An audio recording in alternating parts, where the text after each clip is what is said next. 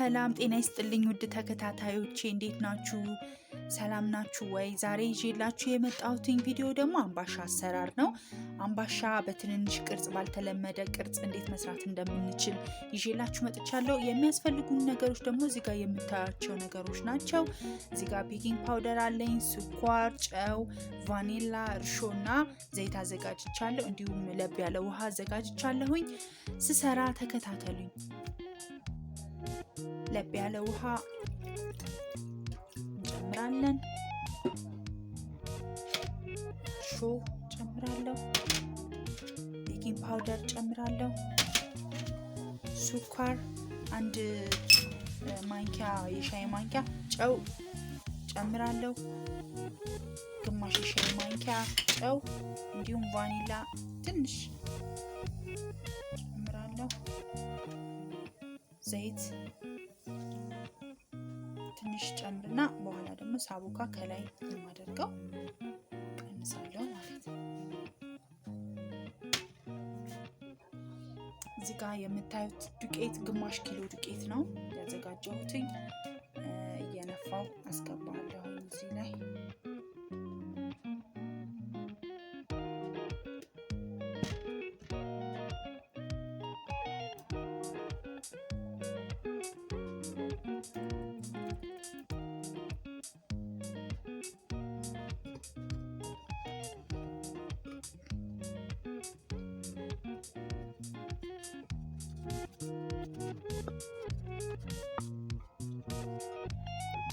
ውሃ ጠብ እያደረኩኝ እንደዚህ እንደምታዩት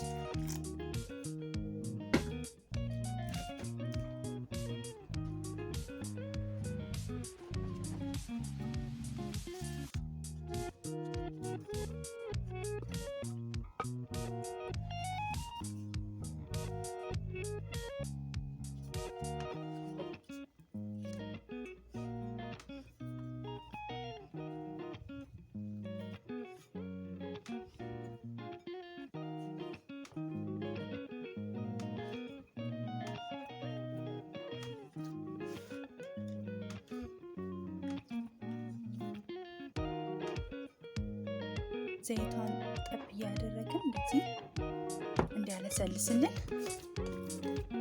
እናሸዋለን።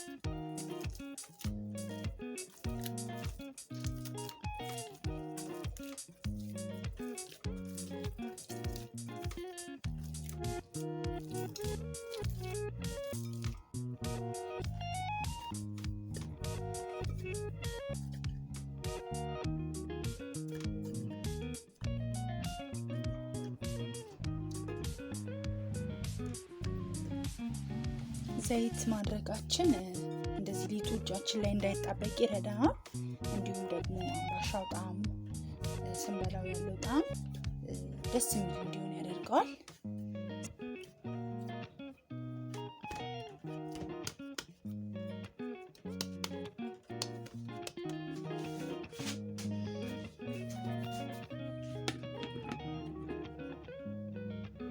ለአንድ ለ30 ደቂቃ ጠብቀዋለሁ እንደዚህ ከድኜ።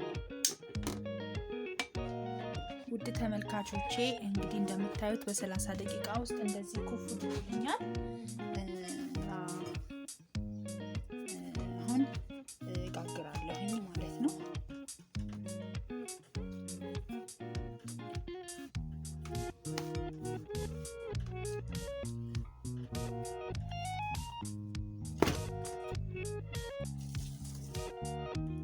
ዘይት እያደረግን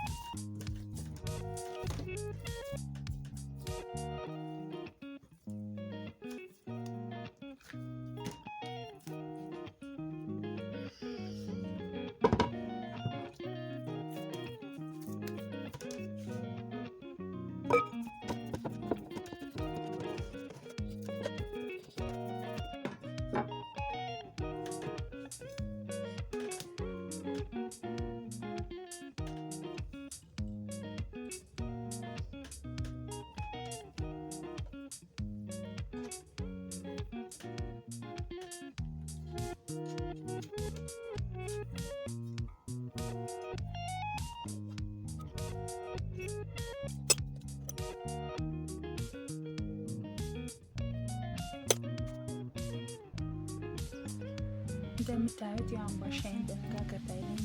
በእንጀራ ምጣድ ነው የምጋግረው። ይሄንን ይመስላል። ትንንሽ አርጌ ነው ያልኳቸው እንዳያችሁት በቅርጽ እያወጣ።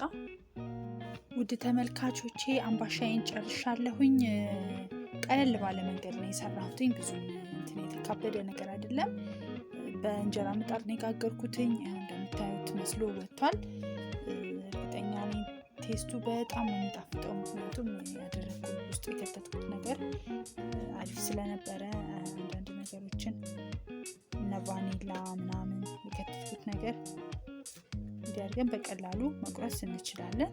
ይሄ እንደምታዩት በጣምም እንትን አይደለም። እንደ ብስኩት ነገር ፍክስ ይላል። ዘይቱ እንዲል ያደርገዋል።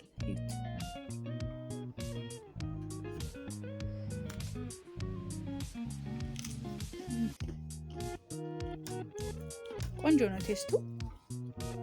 ቪዲዮን ከወደዳችሁት ላይክ፣ ኮሜንት አድርጉ። ሌላም የተሻለ ነገር ደግሞ ጥሩ ነገር ይዤ እመጣለሁ ብዬ አስባለሁኝ። ሰብስክራይብ አድርጉኝ። ሌላ ጊዜ ደግሞ እንደዚህ ቪዲዮ ስሰራ እንዲደርሳችሁ ሰብስክራይብ በማድረግ ተባበሩኝ። አመሰግናለሁ። መልካም ምሽት።